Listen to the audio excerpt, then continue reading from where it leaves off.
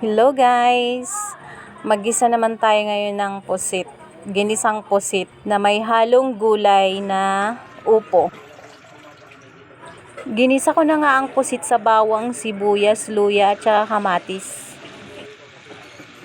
Nag-add pa nga ako ng sibuyas dyan guys. Nilagyan ko na nga ng mga pampalasa, asin, paminta at saka seasoning. Nilagyan ko na rin ng suka, oyster sauce, tsaka toyo. Nilagay ko na nga itong gulay na upo para sabay na silang maluto ng pusit. Kailangan hindi ma-overcook ang pusit para hindi ito kumunat. Ayan na yan, mekos-mekos lang natin yan, mga insan.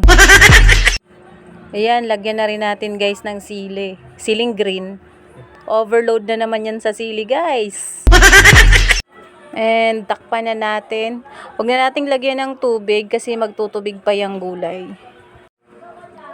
And luto na nga guys. Ang dami niyang sabaw oh. Nagtubig talaga yung gulay na upo. And ayan na guys. Ginisang pusit with upo. Kain tayo guys. Thank you for watching.